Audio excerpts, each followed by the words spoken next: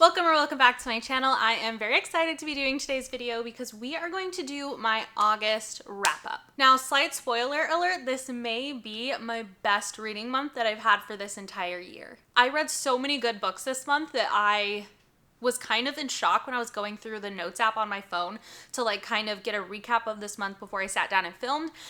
And it's a really good reading month. I had so many 5 stars. All right, so before we talk about all the books, let's go over the stats for August. Oh, I didn't even do the stats.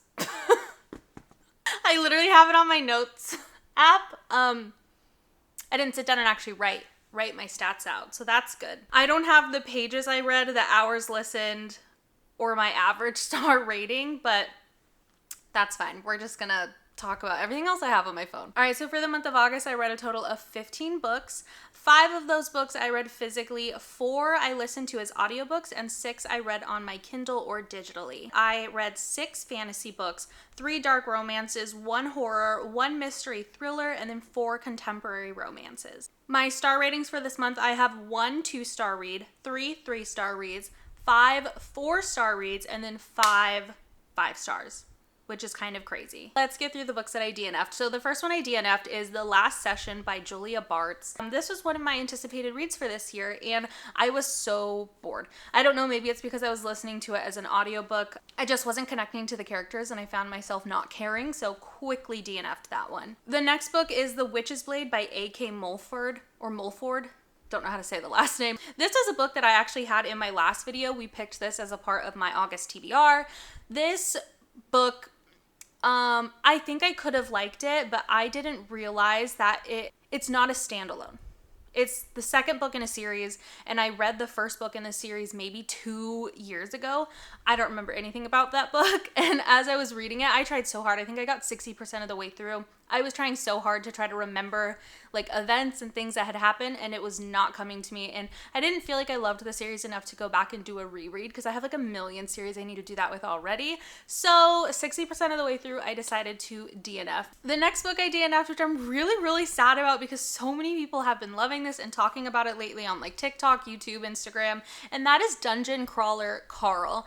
I wanted to like this so much. I wanted to be a part of the bandwagon and be in on the hype with this book because it sounds so fun. If you like watching, I would say anime, or if you like playing video games, I feel like this is a series that is really fun to read if you kind of have that knowledge of those things. I think I made it 35 or 40% of the way through of the first book, and I didn't care, and that was sad because there were a lot of really funny things, but I don't think I was in the right mindset or the right mood for a book like this, so I do think I want to revisit it at another time. My husband is super into this series. I think he may be on book 5 at this point. I don't know if there are audiobooks for this, but if there is, I may try the audiobook version instead. The last book I DNF'd is another one that I'm really disappointed about, and this is When We Lied by Claire Contreras. This is book 2 in the Fairview Hockey series. I think that's what it's called. It's a dark hockey romance series, and I loved the first one. The chemistry between our characters was just beautiful, and there were a lot of thriller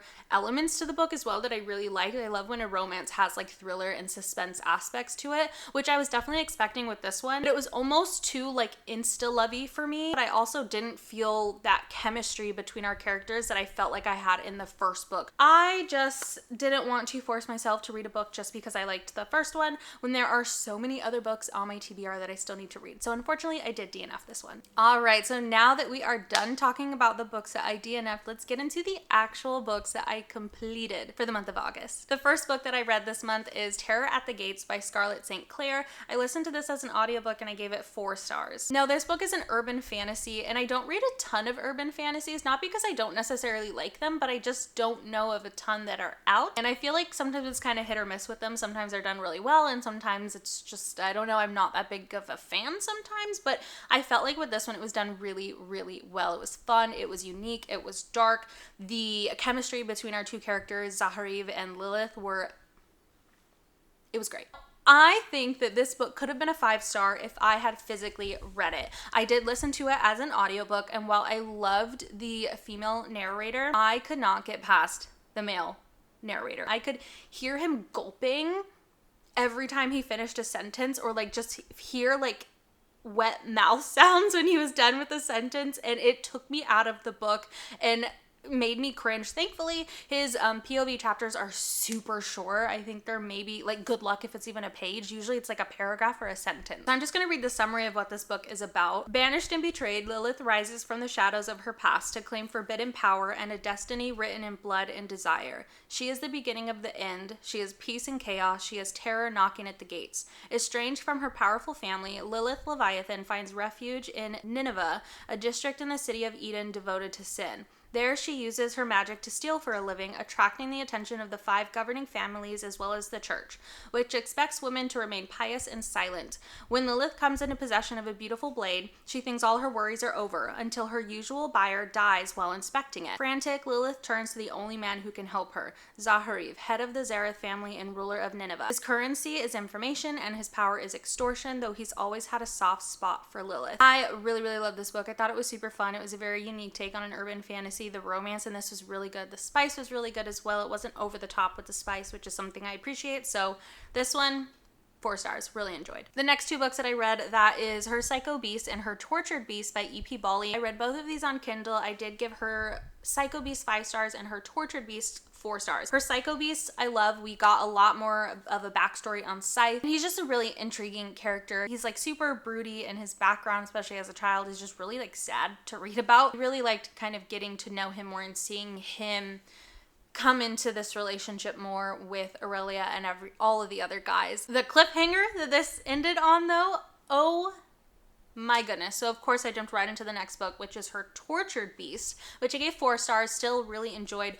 But this one followed Xander, and it still had everyone else in it, but one of the POVs was Xander, and I don't like him. So that was hard to read about at times, but this book was just so traumatizing. It was so sad. It was so heartbreaking. I feel like if you haven't read this series, this is probably just kind of confusing to hear me talk about this, but this one also ended on a cliffhanger, and I don't know when we get the next book. I think we're getting it maybe in December. I'm hoping, because I want to read this so badly. I need to know what happens next. Again, E.P. Bali, I'm obsessed with her writing, and I really think you should read this series.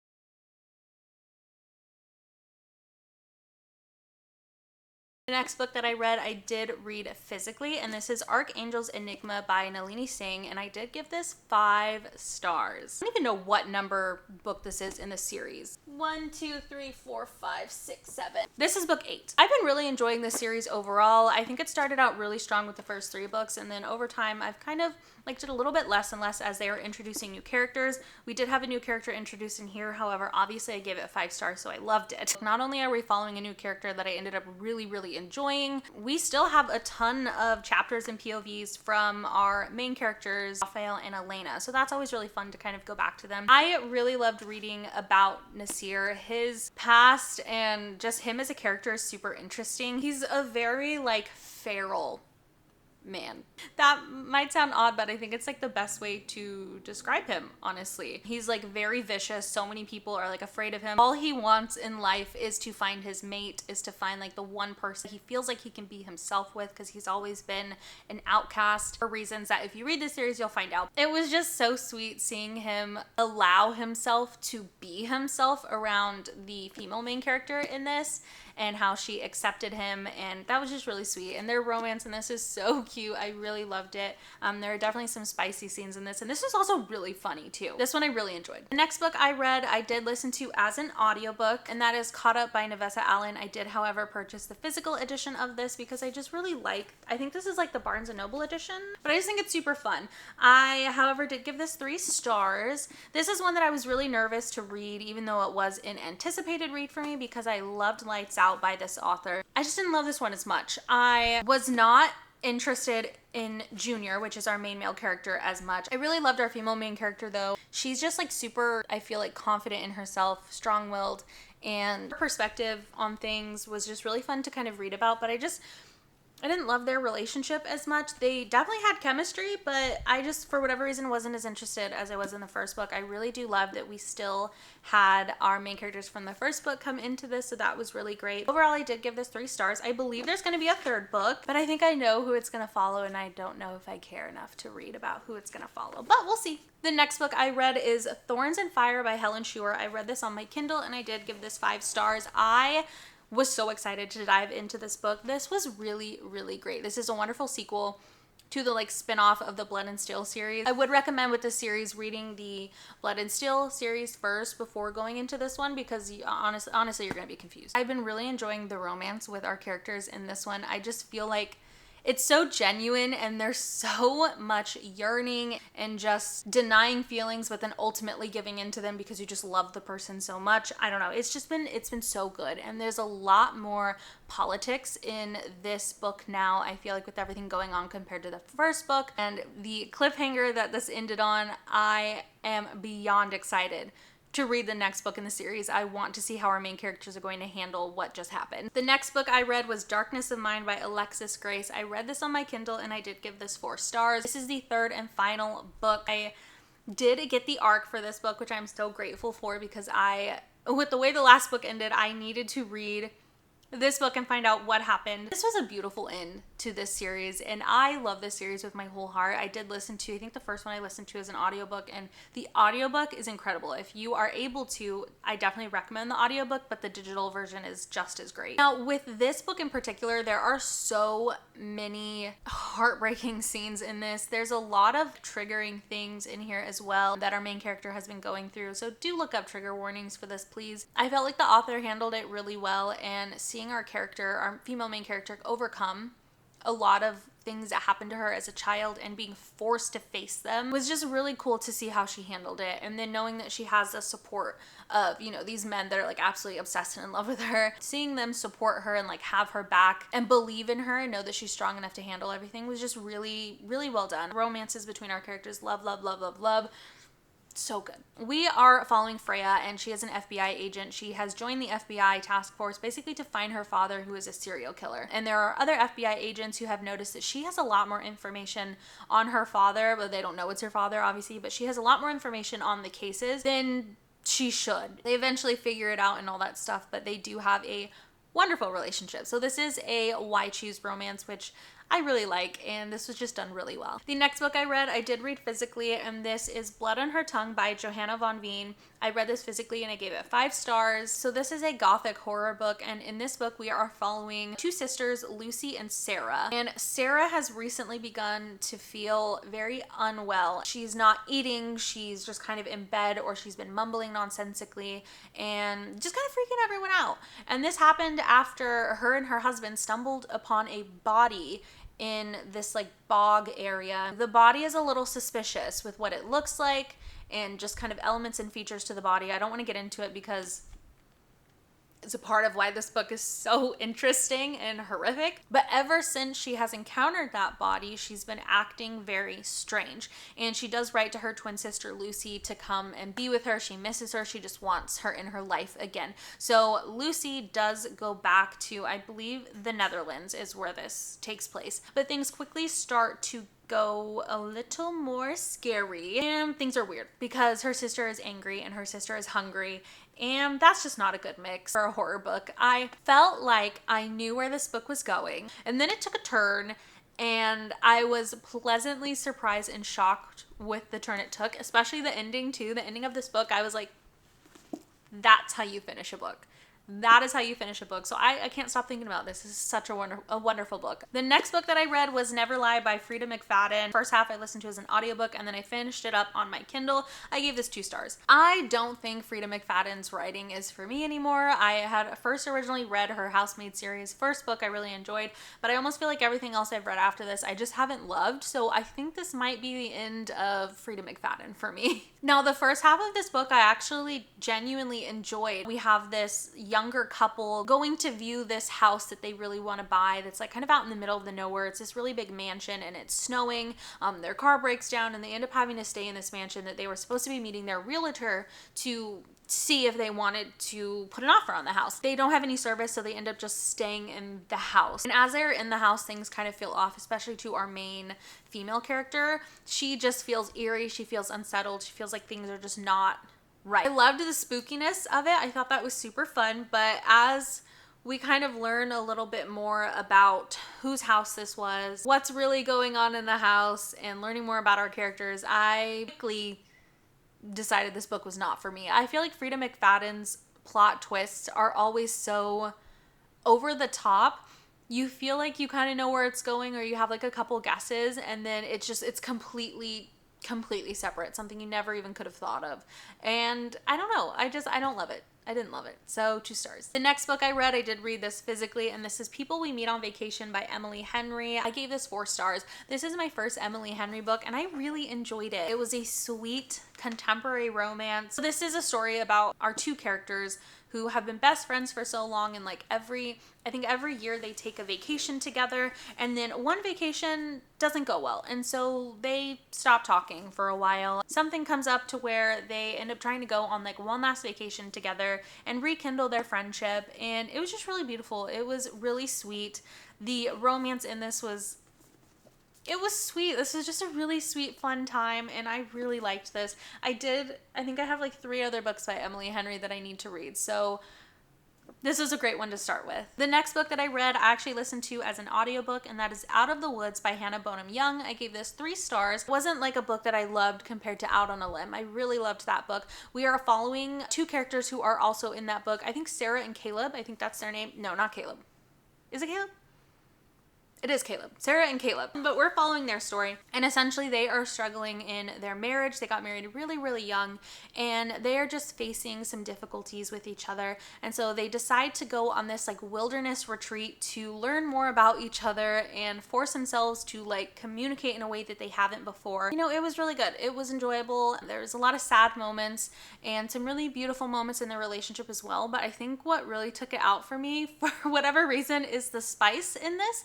I felt uncomfortable reading the spice in this one. I don't know if it's just because Sarah and Caleb as a couple I don't care for. I don't know how to explain this one because I do really like spice in books, but for whatever reason this one I just didn't love as much. But overall I still really enjoyed it, so I did give it 3 stars. The next book I read digitally on my Kindle, and I gave this 3 stars. It is Empath's Lure by Jen Linning. This is one that I have just had on my Kindle for a while, and so I was going through my list and I was like, okay, I need something to read, so let me read it. Started off really, really well, and then I got really bored. So our main character, she's an empath, and then our main male character, he's a succubus. There were so many politics in this book that I was just kind of reading it like, okay, but I wasn't fully absorbing what was happening. But there's like a treaty that they're trying to do between these like kingdoms and stuff, and so they're at this negotiation table. Our female main character, who is an empath, is basically trying to make sure that the succubus isn't luring people to come to decisions with his talents. I'm not explaining this well. It started off really well. I really liked the romance. I really loved our female main character. She was very witty. She was very sure of herself and confident. The whole book just felt like the same thing. I just felt like we were never getting out of that negotiation table. I don't know if that makes sense. There were obviously things happening, but I just felt like the same thing kept happening, and I ended up getting bored. The next book that I read physically, and this is Beautiful Venom by Rena Kent. I did give this 5 stars. This is the Barnes & Noble exclusive edition, and it has this really cute art right here in the first page. Look at how cute they are. I loved this. This is my first Rena Kent book. This is a really well done dark romance. If you don't like dark romance, don't read it. You're not gonna like it. So we are following our female main character, Dahlia. Her sister has been in the hospital in a coma, and she recently came across her journal, and she found entries where it's kind of leading Dahlia to believe that she knows who put her sister in the hospital. So she is now on a mission to find them and find out why and make their lives a living hell. And that leads her to this university and to this hockey team, where we then meet our main male character, Kane. I love Kane. Their first initial meeting, not great. This just takes you on such a wild ride. It is so just, it's crazy. This book is also really dark though, so please check your trigger warnings before you read this one. This is a part of a series. I think there's supposed to be 3 books in this series that follow different couples, and can I just say, I'm so excited for the next book. I think I'm gonna like the next book possibly even more than this. That's really good. Really, really good. 5 stars. The next book I read is Easy by Tamara Weber. I did read this on my Kindle, and I gave this 3 stars. I enjoyed this book, however, I did feel like it was a little bit too long. This book definitely has some darker elements to it. I would recommend checking trigger warnings just because again, there's some tough scenes in this one to read that opens up immediately in the first chapter. So I'm going to read the summary because for whatever reason, I'm like really struggling to describe this book. When Jacqueline follows her longtime boyfriend to the college of his choice, the last thing she expects is a sophomore year breakup. After 2 weeks in shock, she wakes up to her new reality. She's single, attending a state university instead of a music conservatory, ignored by her former circle of friends, and failing a class for the first time in her life. Grief becomes nightmare when Jacqueline is assaulted by her ex's frat brother. Rescued by a stranger who seems to be in the right place at the right time, she wants nothing more than to forget the attack that night. But her attacker turns stalker, and Jacqueline has a choice to make: crumple in defeat or fight back. Suddenly, appearances are everything, and knowing who to tell and who to trust is anything but easy. Yeah, I did like the book. Again, I just felt like it was a little bit too long. I think it's almost like 600 something pages. Now, the last book that I read this month, I literally just finished an hour ago, and this is 5 stars. I read this physically. This is The Conditions of Will by Jessa Hastings. There were a couple moments where I would read a line and I would have to shut the book and text my husband and be like, look what I just read, and like send a picture of whatever paragraph or whatever thing was happening in the book. This was intense. We are following our main character, Georgia, as she gets the news that her father has passed away, and she does not have, a very good relationship with her father or a lot of the members of her family. She was kind of kicked out of the house at a very young age and sent away. She's kind of coming to terms with how she should be feeling about her father's passing and how she actually feels about her father's passing,